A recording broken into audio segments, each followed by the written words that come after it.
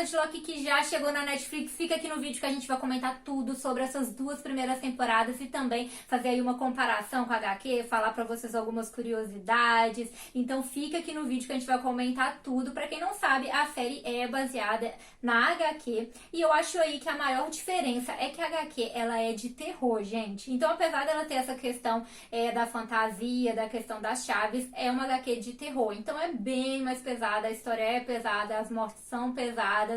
E a gente vê que a série não tem esse foco. A série é totalmente de fantasia. Basta vocês analisarem até mesmo a trilha sonora, que deixa muito evidente que é uma série de fantasia, é uma série teen, os personagens principais são ali jovens.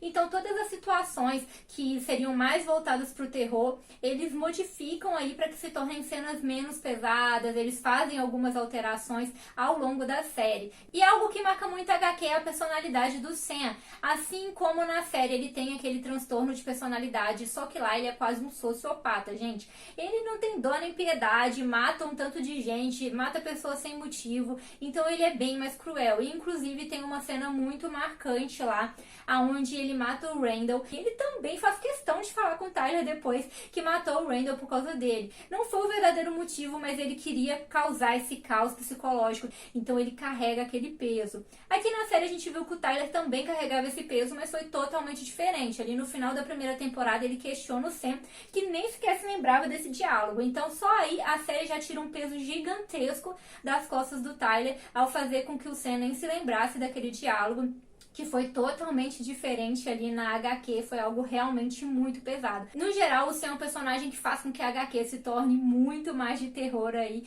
do que aqui na série. Ele é com certeza uma grande alteração. E eu acho que a série foi um pouco injustiçada, porque ela foi divulgada como uma série de terror por muitos portais, né? Muitos sites divulgaram que era a nova série de terror que estava surgindo, então muitas pessoas foram assistir esperando suspense, esperando terror, e se decepcionaram, gente, porque como eu disse, é uma série voltada totalmente para fantasia, uma série teen, então muita gente assistiu com uma expectativa totalmente diferente do que a série se propõe e por conta disso ficaram decepcionados. Aqui na segunda temporada eu acho que eles deram um toquezinho um pouco mais de terror do que na primeira. É claro que a série continua sendo teen e de fantasia, mas eles ousaram um pouco mais, tivemos mais mortes, então ficou um pouquinho mais pesado aqui nessa segunda temporada. E a história já começa aí com eles achando que está tudo bem, tá todo mundo feliz ali, achando que a Dodge finalmente morreu, todo mundo seguindo sua vida feliz. A gente vê a Kinsey ali com o Gabe, ela está ali no relacionamento com ele, mas já no início da temporada a gente vê que ela ainda tem sentimentos pelo Scott. Ela mostra ali o tempo todo que tem uns ciúmes dele, que ainda gosta dele, ela tá tentando meio que remover esse sentimento, pensando que não tem nada a ver, mas a gente vê que ela tem ali esse sentimento. Só que mesmo assim, ela não termina com o Gabe. E vamos combinar, gente, que foi bem pai o que ela fez com os dois, né? Porque ela começou a ficar com o Scott e logo depois ela ficou com o Gabe sem o Scott saber. Mesmo que ela não estivesse namorando, né? Foi bem pai porque ela já tinha falado que queria algo a mais com o Scott. E aí quando ela revela para ele que ela também estava com o Gabe, ela fala que não sabe quem que ela quer ficar. Ou seja, ela queria ficar com os dois. E aí o Scott fala, não, vamos deixar só na amizade mesmo, se você não consegue escolher, então vamos ser só amigos. E aí ela mesmo assim, nessa temporada, vendo que ainda gostava do Scott, ela não terminou com o Gabe até o momento dela descobrir que o Gabe, na verdade, era a Dodge. Então só aí que ela pôs um ponto final e quis voltar pro Scott. Então essa atitude dela eu particularmente não considerei muito bacana, né? Ela poderia ter terminado com o Gabe antes e voltado com o Scott, já que ela mesma estava percebendo que ela gostava do Scott, ela já não estava tão bem assim com o Gabe, mas ela esperou e só deu uma chance pro Scott aí quando ela descobriu, né, que o Gabe estava possuído no final das contas. Na verdade, nem isso, né? Ele nem existia. Ele foi criado para iludi-la no final das contas. E falando em Gabe, gente, eu gostei muito dele ali como vilão dessa temporada. Achei até mais interessante do que a própria Dodge, principalmente porque por ele ser jovem, ele conseguiu estar próximo ali dos irmãos Locke e tudo mais, então a gente viu uma participação maior do que a Dodge ali na primeira temporada, que ficava um pouco mais afastada. Eu gostei bastante dele aí nesse papel. E aqui nessa temporada também tivemos personagens que ganharam mais destaque, como a Erin, inclusive eu gostei muito dela. Ela ali na primeira temporada não falava, estava presa na mente, e aqui finalmente a gente conseguiu entender o que aconteceu com ela. Ela tinha usado a chave ali da cabeça cabeça e mexeram nela, a chave caiu e ela ficou presa por tantos anos dentro da própria mente, dentro da própria cabeça dela. Então imagina o que ela não passou, gente. Finalmente ela consegue ser libertada de tudo aquilo e a gente vê que ela é uma personagem super carismática, bem simpática. A gente até passa, apesar de conhecer a HQ, né? Mas a gente fica torcendo pelo personagem, porque ela é uma personagem muito carismática. E tem até um diálogo dela ali com o Duncan que ele fala sobre isso, né? Ela poder curtir a vida dela, o que restava da vida dela dali pra frente, já que ficou presa por tanto tempo. Mas ela tem um coração muito bondoso, queria ajudar, queria dar fim à Dodge e a tudo aquilo. Então ela vai enfrentá-la, gente, e ela morre. Particularmente pra mim foi a morte que mais mexeu comigo. Eu fiquei emocionada nesse momento. Eu achei bem pesada a morte dela daquela forma, porque ela não pôde viver nada. Depois de tantos anos trancada, a única coisa que ela pôde fazer foi ajudar o Duncan a recuperar a memória. Então foi bem triste ver a morte dela. Na HQ é bem diferente essa questão da Eren, até porque lá é bem diferente como eles usam essa chave da cabeça e tudo mais. Então é bem diferente. Eles conseguem devolver as memórias dela ali no final. Ela consegue voltar assim e não tem esse fim trágico que ela tem aqui na série. Então foi bem triste realmente ver ela tendo esse fim. Na HQ é bem triste ver a situação dela também, assim como na série, né, que fica ali naquele estado, mas ela consegue voltar e não morre dessa forma. E também tivemos outras mortes, como a da própria Jack. Pra quem não sabe, lá na HQ, quando você usa essa chave alfa numa pessoa que está possuída, essa pessoa retorna, ela consegue ter ali alguns minutos da consciência, revelando que ela estava ali dentro o tempo todo, mas logo em seguida a pessoa morre, e é exatamente o que acontece na Jack. Inclusive, aqui na descrição do vídeo, a gente vai deixar pra vocês o nosso vídeo falando algumas curiosidades a mais da HQ que explicam muitas coisas da série, inclusive isso, gente. Então, né, a Jack morre ali também, que com certeza foi um trauma maior aí pro Tyler. E se vocês estão lembrados, eles também usam a chave alfa no Daniel. Ele que parecia ser um personagem mais relevante lá na primeira temporada, porque ele se aproxima bastante da Nina. Inclusive, pareceu até que rolou um certo clima ali na primeira temporada. Eu não sei se vocês acharam isso, mas aqui ficou bem claro que era só uma amizade. E ele some muito rápido, aparece ali no início e depois desaparece. E depois ele volta praticamente só pra ficar possuído mesmo. E eles também usam a chave nele, mas não mostra pra gente muita coisa. Pelo que acontece na HQ, as pessoas que usam a chave alfa, elas são mortas em seguida, então seria esse o fim que o Daniel tomou, mas eles não mostraram nada. Eu achei bem triste, porque foi um personagem que eu também gostava.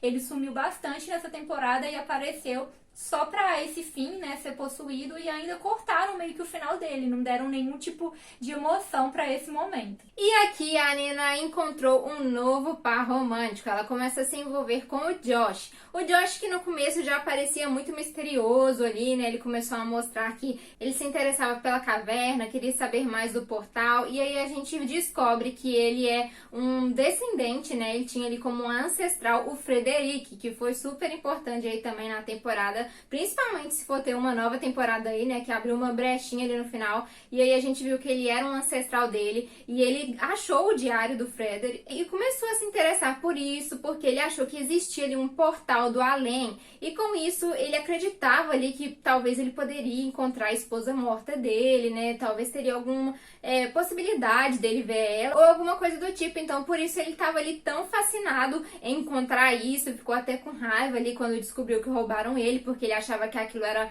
aquele pedaço de bala ali, de metal, daquela rocha, era uma forma de abrir aquele portal. Então ele estava tão obcecado por causa disso. E ali no fim ele descobre que na verdade o Frederic era super ruim, né? Ele fez coisas horríveis, ele vê que ele não deveria ter ido atrás disso. E aí ele recebe ameaças ali da Aiden, que queria de todo jeito a chave ômega para criar o exército dela ali. Ela estava obcecada com isso, né? E tanto a Aiden quanto o Josh são personagens aí da série, eles não estão ali introduzidos na HQ. Então a gente vê que a Aiden, ela teve bastante relevância nessa temporada, ela apareceu muito e ela virou aí quase que uma rival ali no final do Gabe. No começo ela meio que servia ele, mas depois ela vira quase que uma rival. Eles passam a ter objetivos diferentes. Ela quer montar o próprio exército dela, e ela que é responsável por libertar o Frederic, que com certeza vai se tornar o vilão dali pra frente, que já dá um jeito ali de jogar no poço. Então ela foi bem relevante aqui nessa segunda temporada. E a Nina ficou bem apagada nas duas temporadas. Apesar dela estar tentando recomeçar aqui nessa temporada, ela ainda continuou bem apagada,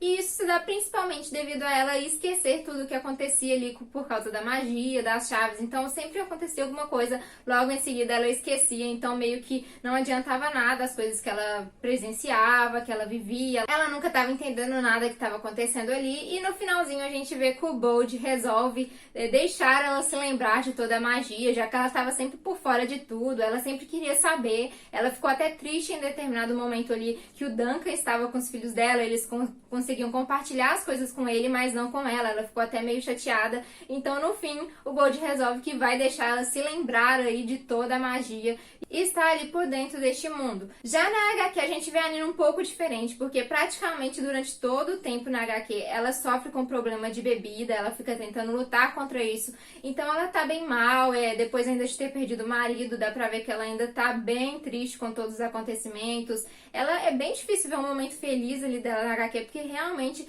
ela tá tentando lutar contra um vício, vários momentos ela tem recaídas, então ela vai se arrastando assim durante a HQ, e mesmo quando ela tá conseguindo sair ali, se libertar, a gente vê que ela ainda tá com dificuldades, então é bem um pouco diferente aqui da Nina. A gente viu a Nina na primeira temporada enfrentando um pouco deste problema da bebida, mas não foi o foco que a série quis, né? Ela preferiu focar em outras coisas, inclusive aqui para ela recomeçar a vida dela, já está mais feliz, mais alegre, então é um pouquinho diferente. Com certeza ela está bem mais carismática aqui na série, né? Se ela ficasse como na HQ, ia ser uma personagem bem mais problemática, então eles amenizaram bastante essa situação dela. E quem também recuperou a memória aqui foi o Duncan, gente. Eu acredito que tem pontos positivos e negativos disso. Negativamente porque ele estava bem, ele tinha a vida dele ali, estava com o noivo, tinha um trabalho, então estava tudo certo. E é meio que um peso nas costas você lembrar de tudo aquilo que aconteceu. Tanto que as pessoas que se recordavam daquilo, né, a própria Ellie, a Erin, depois que ela recupera a memória, elas carregam uma certa tristeza de se lembrar de tudo o que aconteceu naquela época, o que eles enfrentaram. A própria Erin fala da questão das chaves serem perigosas. Então, eles fazerem com que ele se lembrasse, de uma certa forma, foi uma atitude um pouco egoísta, porque eles queriam isso. Eles queriam que ele se lembrasse, eles queriam informações que ele tinha, eles queriam que devolver isso pra ele se sentir completo. Na verdade, era mais um desejo deles do que do próprio Duncan. O Duncan estava bem ali, estava seguindo a vida dele, então ele não se lembrava daquele passado que gerou tantos traumas para todos eles que viveram naquela época. Mas também tem um ponto positivo, porque ele conseguiu ficar muito mais próximo ali dos sobrinhos, e pra gente também ao assistir, porque ele ficou muito mais presente na trama. Ele que foi bem apagadinho ali na primeira temporada, apareceu bem agora, esteve bem presente, que foi justamente o oposto da Nina. Então, por ele se lembrar, ele conseguiu estar bem mais presente ali, o que foi interessante pra gente conhecer mais do personagem, presenciar mais ele ali em toda a situação. E por fim, quem também entendeu o peso de se lembrar, né, de toda a magia, de todas as coisas que aconteceram ali, foi o Tyler. Ele insistiu muito ali pra Jack poder usar a chave da memória pra ela se lembrar da magia. Ele ficava bem triste quando ela não estava se lembrando mais da magia, das chaves, do que elas faziam, dos momentos deles. E ele insistiu muito pra ela querer isso e ela não queria. Em nenhum dos dois momentos que ele pediu pra ela isso, ela não quis. Ela falou que não queria passar por aquilo, que ela queria ter uma vida normal. E aí ela acabou morrendo, e depois disso foi um baque ali pra ele, e foi quando ele percebeu que ele também não queria se lembrar mais de nada disso. Ele queria ter uma vida normal, deixar isso tudo no passado e viver como uma pessoa comum, sem essas lembranças ruins, sem ter que lidar com tudo isso, né? Até porque é até meio perigoso tudo isso quando você sabe do mundo da magia. Então ele decidiu deixar tudo pra trás, e isso foi muito aí por causa da morte da Jack, né? O peso ali que ele carregava de saber que ela morreu por causa dessas chaves. E talvez o personagem mais estável que a série tenha é o Bold, gente. Uma coisa que eu gosto muito nele é aquela inocência que ele tem. Acho que a gente vê muito isso na primeira temporada, né? Ele faz ali uma armadilha, meio que uma armadilha de urso pra poder pegar a Dodge. Então ele tem toda uma inocência. Em vários momentos a gente vê essa inocência dele procurando as chaves. E isso também está muito ligado na HQ, né? Como eu disse lá no nosso outro vídeo, a gente fala um pouco disso, da importância da inocência das crianças. E o Bold, ele tem muito dessa inocência que esteve presente nessas duas temporadas.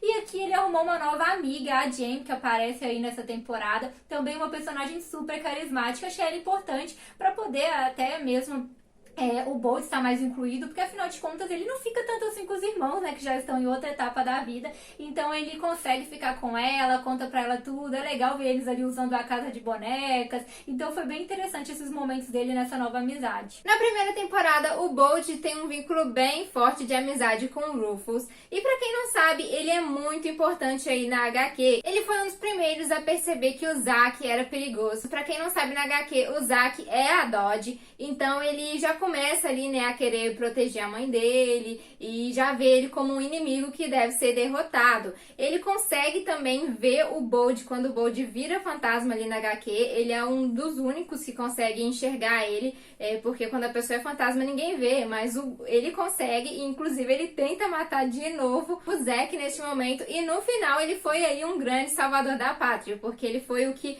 conseguiu ali agarrar o Zack, pegar a chave do Echo e jogá-lo ali, né, pra ele voltar a ser um Echo. Então ele foi super importante nas HQs.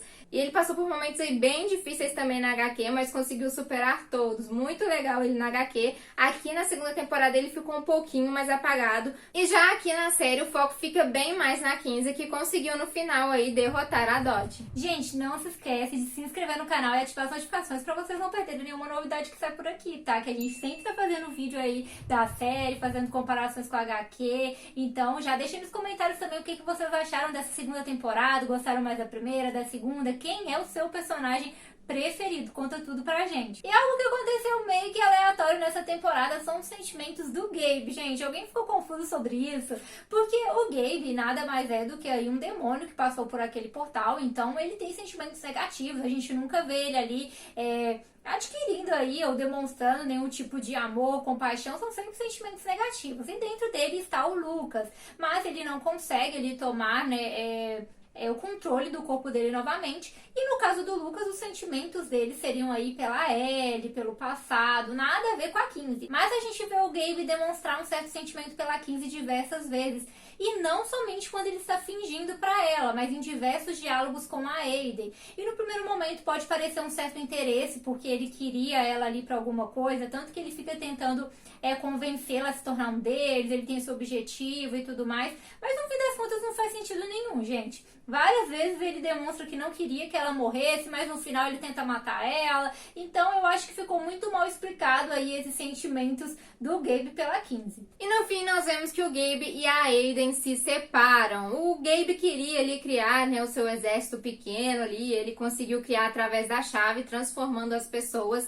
E já a Aiden queria criar um exército também, mas através da porta. Eles conseguiram impedir o Gabe no final ali, né, quando eles usaram a chave alfa nele, e aí a Dodge morreu e todo mundo morreu, mas o Lucas conseguiu sobreviver porque ele era um Echo. Isso foi bem diferente da HQ, porque quando o Tyler consegue colocar a chave alfa no Zack, o Lucas volta à consciência e, como todos os outros que foram ali, né, usados a chave alfa neles, ele morre depois. Então ele não sobrevive, ele consegue ser libertado ali, como todos os outros que foram possuídos por demônios, ele consegue se libertar e tem aí, né, a sua alma livre finalmente. Enquanto que aqui na série eles justificam que ele fica vivo por ele ser um Echo, então ele continua sobrevivendo aí no final. Mas também é estranho porque eles não mostram mais ele, né, gente? Ele chega ali na casa, vê o pessoal e depois também eles não falam muitas coisas sobre ele, como vai funcionar isso.